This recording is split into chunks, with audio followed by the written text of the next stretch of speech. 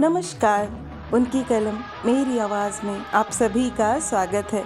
आइए सुनते हैं कहानी ममता तू ना गई मोरे मन ते, जिसे लिखा है हमारी चहेती लेखिका मालती जोशी जी ने।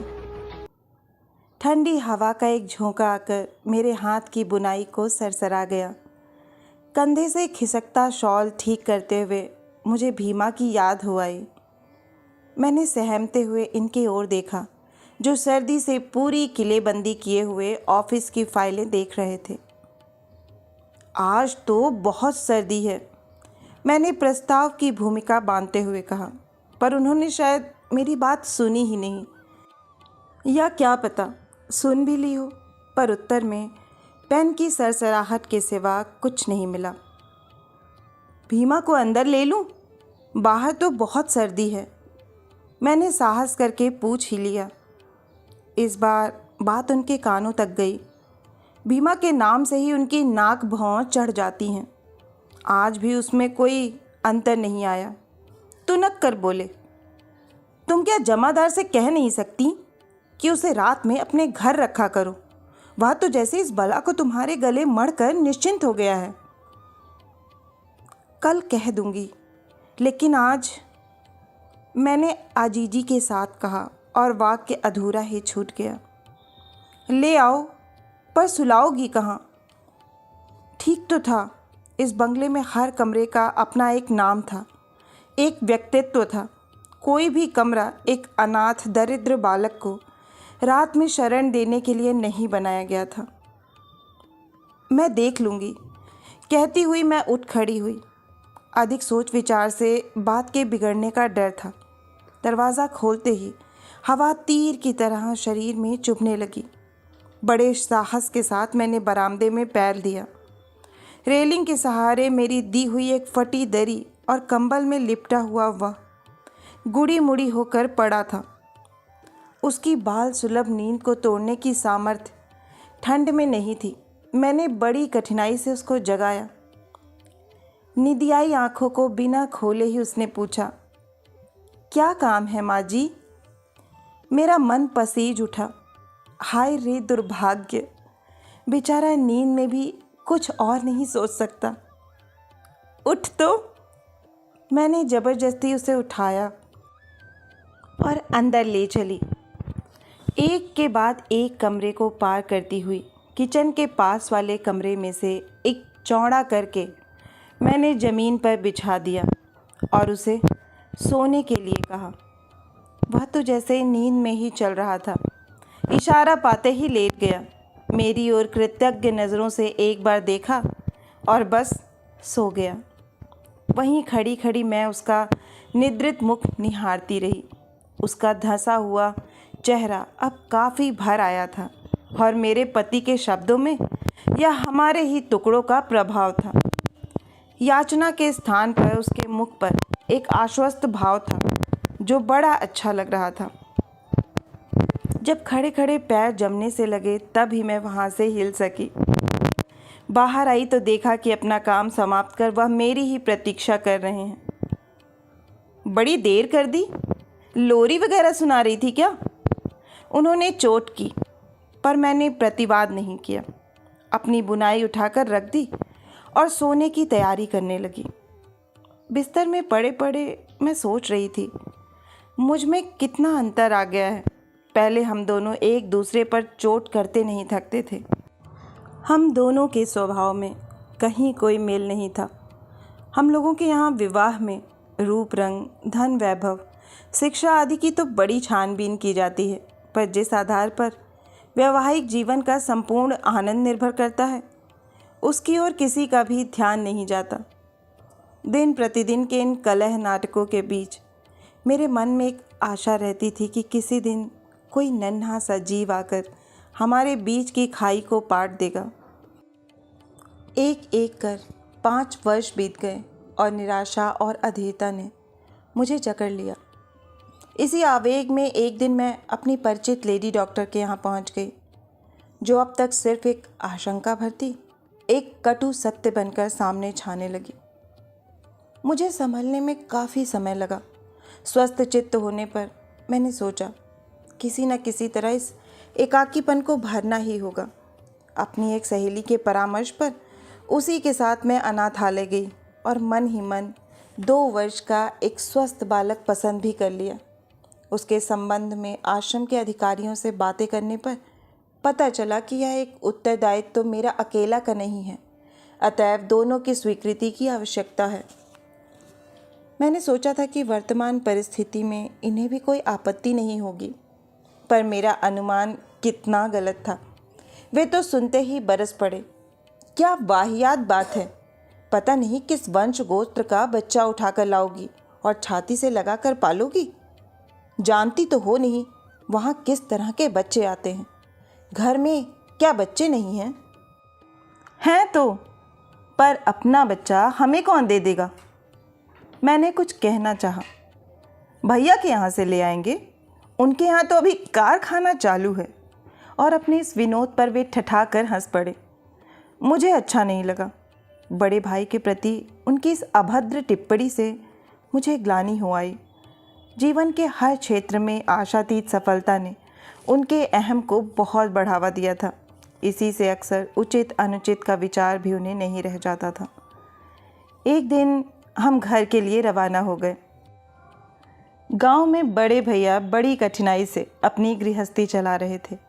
उसे अनुपात में हमारी सहायता समुद्र में बूंद के समान होती थी। भारी खर्चा था। 6 बच्चे थे, 7वां आने वाला था। हमारे प्रस्ताव पर भाभी रुआंसी हो गई, परंतु बड़े भैया ने यत्नपूर्वक उन्हें समझा दिया कि हम बच्चे के बिना दुखी हैं, दिल तोड़ना ठीक नहीं। फिर जब इस प्रश्न पर भावुकता से ऊपर उठकर उन्होंने भी विचार किया तो उन्हें भी इसमें अच्छाई ही नजर आई और चौथे ही दिन हम विजय को लेकर चल पड़े। विजय उनका चौथे नंबर का बच्चा था, बड़ा ही हंसमुख और बातूनी। इससे पहले जब जब मैं गांव आई थी, इससे मेरी खूब पड़ती थी। रेल यात्रा और शहरवास की कल्पना ने उसे जैसे खुशी से भर दिया था। उसकी खुशी देखकर भैया और भाभी भी आश्वस्त हो गए थे। उसके आनंद में 4 चांद लगाने के लिए घर आते ही मैंने उसे खिलौनों और कपड़ों से माला माल कर दिया। एक पूरा का पूरा कमरा अपने अधिकारों में पाकर वह फूला न समाया। खुशियों की इस बाढ़ में माँ बाप की याद एक धुंधली रेखा बनकर रह गई, किंतु इनसे मेरा यह सुख देखा न गया। आते ही उन्होंने विजय को आचार व्यवहार के पाठ देना प्रारंभ कर दिया। विजय, नंगे पांव मत घूमो। विजय, सोफे पर पांव मत रखो। खाते समय आवाज़ मत किया करो। कोई चीज़ मिलने पर थैंक यू कहा करो।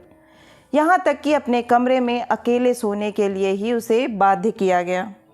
मैंने कई बार समझाया, गांव का लड़का है, 10 जनों के बीच से उठाकर हम इसे लाए हैं। जरा यहाँ की ममता हो जाने दो, धीरे धीरे सीख जाएगा। परंतु किसी की बात मान लेना उन्होंने जाना ही नहीं था। तुनक कर कहते, आदतें शुरू से डालनी जाती है। एक बार लाड़ करके सिर चढ़ा लिया तो खूब नाम रोशन करेगा। वे अभी से उसे अपने उत्तराधिकारी के रूप में देखते थे और इसीलिए अधिक सतर्क थे। परंतु इसका परिणाम वही हुआ जिसका मुझे डर था। बेचारा बच्चा हमेशा सहमा सहमा सा रहने लगा। खाते खेलते उसे यही खटका रहता कि कहीं कुछ भूल तो नहीं हो रही। नियम और अनुशासन से कठोर बंधनों के बीच उसका नन्हा सा मन मुरझाने लगा। उधर स्कूल में भी कुछ ऐसा ही वातावरण था। हमने उसको शहर के सबसे अच्छे और महंगे स्कूल में भर्ती करवाया था। वहाँ भी वह अपने आप को एडजस्ट नहीं कर पा रहा था। 6 महीने बीतते बीतते मेरी यह धारणा हो गई कि इस निरीह बालक पर अब और अधिक अत्याचार करना ठीक नहीं होगा। बड़ी कठिनाई से मैंने इन्हें गांव जाने के लिए राज़ी किया। घर जाने की बात सुनते ही विजय के मुख पर प्रसन्नता की लहर दौड़ गई। दौड़ दौड़ कर वह अपना सामान इकट्ठा करने लगा। वह अपनी एक भी चीज़ यहाँ छोड़ना नहीं चाहता था। यहाँ तक कि फटे कपड़े और टूटे खिलौने भी उसने ठूंस ठूंस कर भर लिए। पूरे रास्ते भर वह घर की बातें करता रहा। लग रहा था जैसे इतने दिनों यहाँ रहते हुए भी मन उसका वहीं था, अपने भाई बहनों के बीच। उसने कभी मुझसे इतनी बातें नहीं की थीं। परंतु आनंद के आवेग ने उसका सारा संकोच दूर कर दिया था। घर पहुंचते ही वह मानो वहीं का हो गया। इतने दिनों जिन खिलौनों से वह डर डर कर खेलता था, अब बड़े उत्साह से उनका प्रदर्शन कर रहा था। सबको बड़ी तन्मयता से अपने दोस्तों के बारे में, स्कूल के बारे में बतलाया जा रहा था। पता नहीं कितने दिनों की संचित गाथा थी, खत्म ही नहीं हो रही थी। बच्चे को दुबलाया देखकर भाभी जी ने केवल विवश आंखों से मेरी ओर देखा।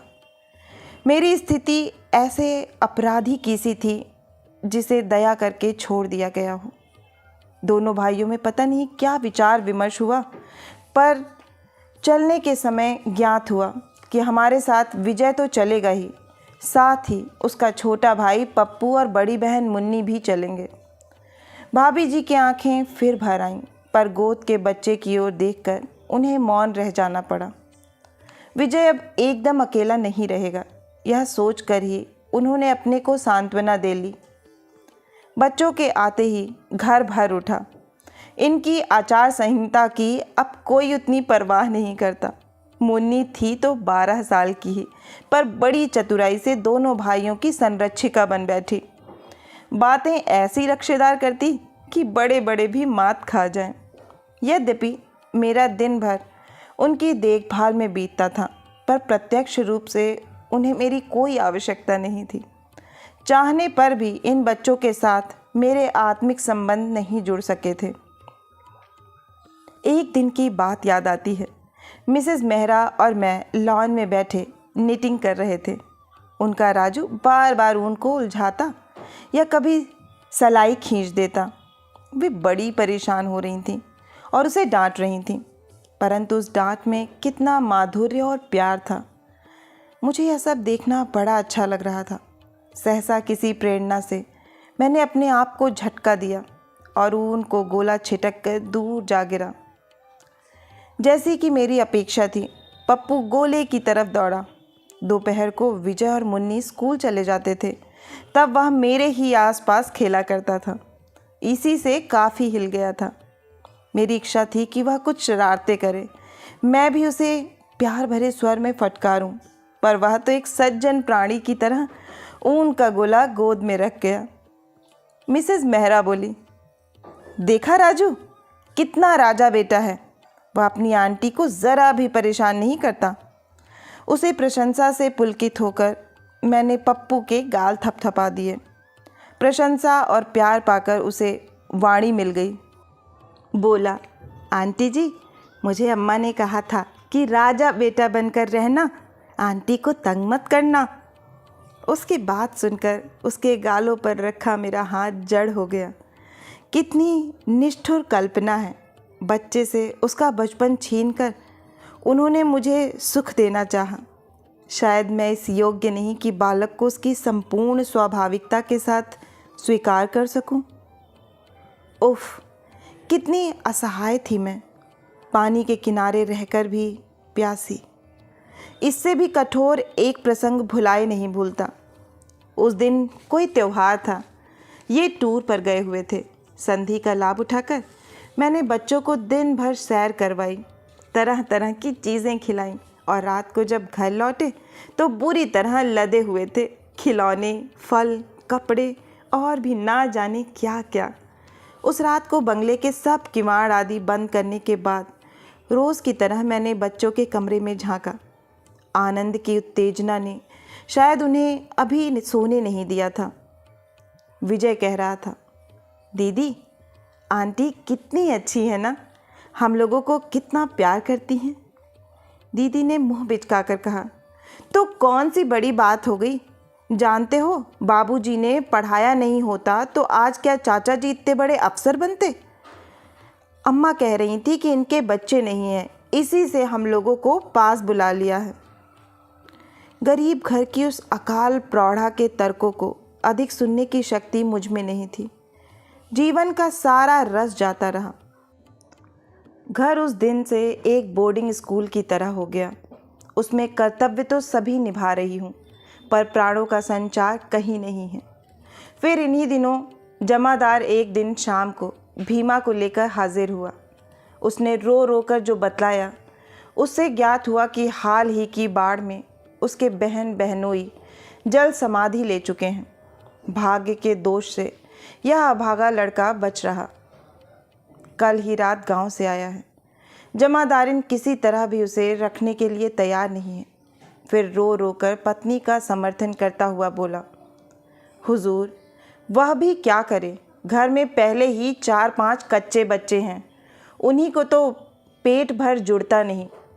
आपका ऊंचा भाग है मालकिन, आपकी जूठन खाकर पड़ा रहेगा और जो भी काम बताएंगी करता रहेगा।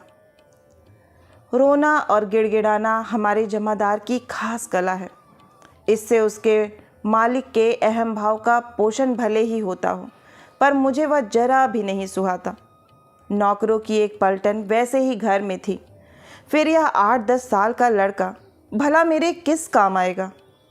मैंने बड़ी कठोरता से जमादार की युक्तियों का खंडन कर उसे भगा दिया। रात को जब बाहर के दरवाजे बंद करने लगी तो द्वार के पास एक सिमटी सिमटी आकृति देखी। बत्ती खोलते हुए मैंने कड़क कर कहा, कौन है? माँ जी, मैं हूँ, भीमा। और इतना कहते कहते वह भर भरा कर रो पड़ा। मैं तो घबरा सी गई। बड़ी मुश्किल से उसे चुप कराया। मालूम हुआ कि मामा ने उसे कड़ी ताकीद कर दी है कि मालिक के चरण पकड़ लेना और यहीं रहना। जमादार ने कच्ची गोलियां नहीं खेली थी। बड़ी ममता हो आई। अभी अभी तो बेचारे के सिर का साया उठ गया है। किसी संबंधी के द्वार भी उसके लिए खुले नहीं हैं।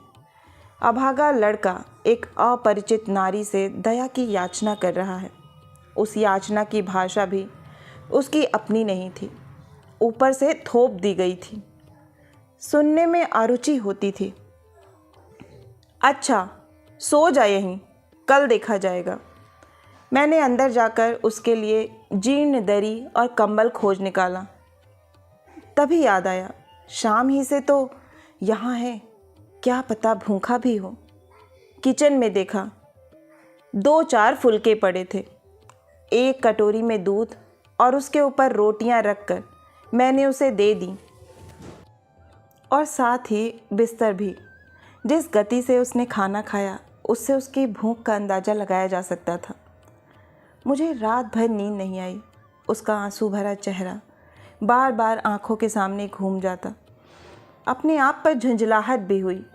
संसार में कितने ही अभागे जीव हैं, हम किस किस को सहारा दें। पर इस तर्क से मन को शांति नहीं मिली और सुबह उठने तक मैं निर्णय कर चुकी थी कि इसे अब इस निर्मम संसार में अकेले ही ठोकरें नहीं खाने दूंगी। जैसा कि मुझे डर था, इन्होंने बहुत तूफान मचाया।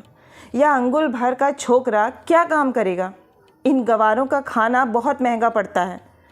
तुम्हें ढंग के नौकर नहीं मिल सकते थे? लेकिन मैं उसे जवाब भी ना दे सकी और वह घर में रह गया, घर का प्राणी बनकर।